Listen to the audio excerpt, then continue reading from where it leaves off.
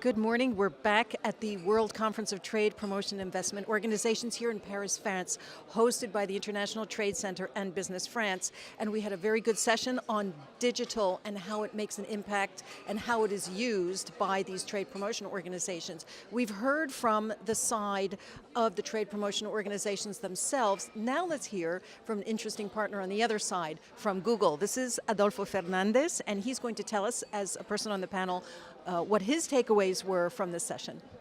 Well, first of all, thanks a lot for inviting us, and thanks a lot to Business France as well for hosting us here in Paris.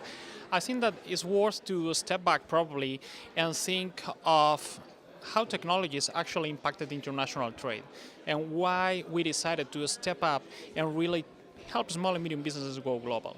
So, as I mentioned during the panel, I think that there were three main trends that are worth to highlight, and trends where technology actually played a key role on small and medium businesses going global.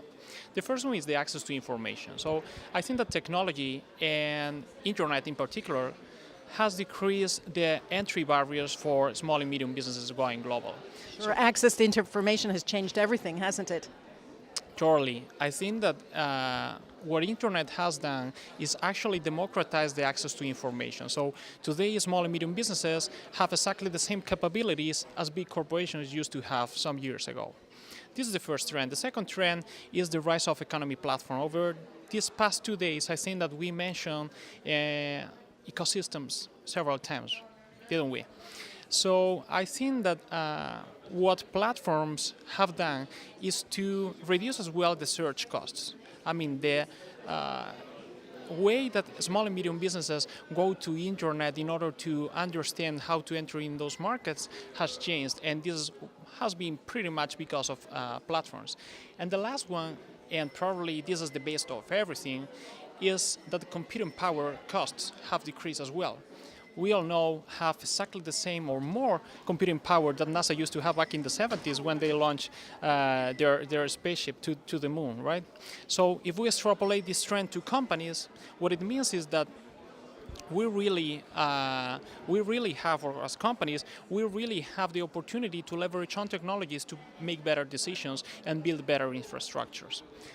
So you said they've got lots of access to information, but for small firms, it's a scary step to grow and to go across borders. They have lots of questions, and we've heard those kind of things coming up, and they might be deluged by the information they have online, which is what could make the platforms interesting, because when you work with providers like trade promotion organizations, they can provide the expertise and the knowledge, and that was one of the things that you had pointed out in the discussion. So there's a partnership there, right?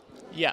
Look, you've been in this business, in this kind of sector for a very long time. You have the expertise, you have the know-how, and at the end of the day, the needs that small and medium businesses haven't changed over the years. I mean, at the end of the day, what small and medium businesses want is to enter in new markets, understand the markets that they have to get in, and they want to know how. So at the end of the day, what we realize is that as Google, we could play a key role on that specific needs that they have, which is basically enable technology in order to help trade organizations and small and medium businesses make better decisions. Identifying the markets, so shortlisting the markets through Market Finder, which is our tool, so shortlisting the markets that make sense for them to get in, and then explain them how they can actually build their operations and scale their brand internationally. So who does which part? So basically, we are the technology, we are the enabler. But at the end of the day, the kind of role that organizations play is key.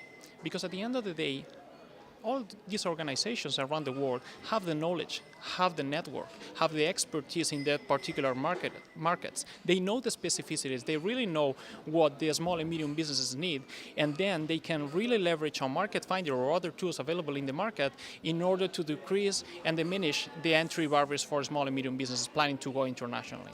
And how many of these kind of organizations, these trade promotion investment organizations, are you working with in partnership?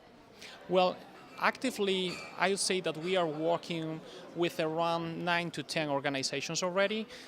Some of them have been present here today. We work with the Irish government, the British government, with TISEX from Spain as well, Getting to Global that was present in our panel. And well, I'm delighted to announce as well that on November the 7th, we are having our big event in Switzerland as well to present Market Finder in the country. So that's very exciting. What about working with developing countries? Have you mentioned developing countries? Is it different? It's totally different. And I think, and we didn't have the chance to talk about it in the panel, but I think that in undeveloped countries, what we have to do is to really step back and think what they need. I mentioned that half of the population has access to internet, and this is kind of is not very well spread across the globe, let's say. So what we realize is that before allowing small and medium businesses or even think of helping small and medium businesses in those countries use our tools, what we have to do is to give them access to better infrastructures. So for instance, in our case, we have this project which is called Project Loon, basically balloons around the world, giving access to internet to rural areas and undeveloped areas. And I can put you an example, the example of the Hurricane Maria in Puerto Rico in 2017, where we partner up with a telco in order to give access to internet to more than 100,000 people that were without internet because of the floods, because of the hurricane. So I think that in the case of undeveloped countries, we have to step back and we have to really make an effort on two main areas. Building better infrastructure, so Project Loon is a very good example, and second, education. So really educate them. Soft skills. Soft skills. So for that reason, I'm not afraid of the impact that technology is going to have in terms of jobs, because I think that the skills are going to change a little bit. So what we really have to educate existing employees in the marketplace and also newcomers, so students, is to really educate them on how to use technologies in order to make better their jobs. And what about languages? Because the language that people are often using is English. And there's an awful lot of information on the internet in English. And when you hear the business deals, lots of things are going on in English. But what about those people, those small firms that maybe don't speak English? Funny enough, you know what's the main barrier that small and medium businesses have identified when they enter in new markets? Localization, which is basically the concept of going beyond translation. It's not just about translating to your language, but really adapt all your content and all your user experience to the local market specific.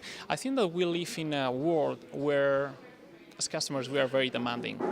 So I think that companies really have to adapt everything that they do to international markets. So instead of talking about globalization, probably we have to talk about going internationally, localizing your user experience, right? And indeed, we heard about that in the first session when Pascal Lamy was talking about the biggest challenge facing a lot of these small firms are still non-tariff measures, and a lot of these are hard to overcome because they're cultural. So how does that work with you and technology? You deal with the easy things and then you leave the face-to-face, or how would you see that working?